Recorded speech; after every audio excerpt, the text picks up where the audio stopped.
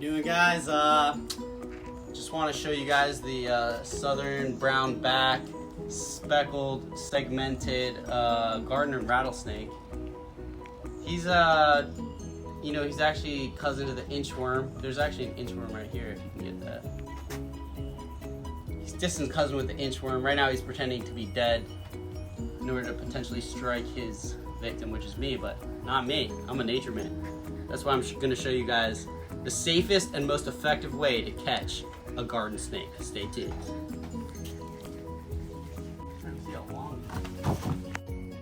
Alright guys, so the first step in safely and effectively catching a garden snake is to remove clothing. So I'm going to go ahead and take off my Rolling Stones shirt. Shout out to my Aunt Christina for getting me this Rolling Stones shirt. Shout out to Mick Jagger. Anyway, back to the task at hand. The reason I took off my shirt is not to show you guys my physique, but to actually protect the outer layer of my, keratin on my hand, I guess. I'm gonna go with basically the snatch, grab, and radial twist. It's a pretty effective procedure for catching garden snake. There is some risk, such as carotid laceration, but without risk, there's no reward. So I'm gonna go on the cameraman's count when he is ready. Cameraman, can I get a count? All right, give it a 3, 2, 1. Capture snake. So, snatch, grab, got the snake. As you can see, he is now stunned. I've now stunned his central nervous system. Now, here's something to look at. He just basically adducted his cervical vertebrae. He has exactly 22 of them. The gardener snake is famous for having 22 symmetrical vertebrae. And I'm gonna show you something else, guys. I was a little hesitant.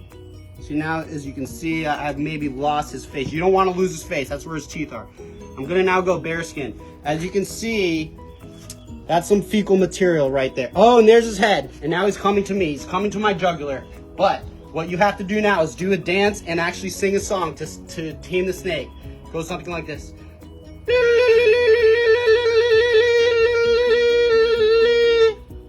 As you can see, he's stunned. He thinks now I'm perhaps his father or mother, but I'm neither. I'm nature man.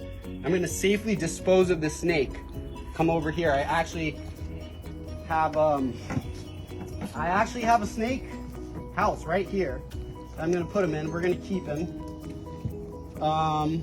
in here, our snake house, and I'm just gonna basically do some experiments and learn about nature through this snake. He's gonna be kind of my N=1 for future snake videos and snake experiments. But what am I gonna do after, folks? I'm gonna let him back into nature because he's my friend, not my foe or my colleague, just simply my nature friend. So I think we're ready to cut this video.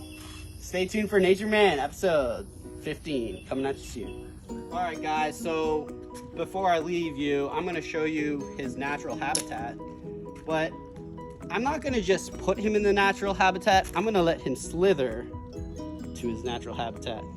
So, if you ever want a snake to slither, you basically just hold him and then you take your mouth and you just make this consonant repetitive alliteration sound. It goes like this.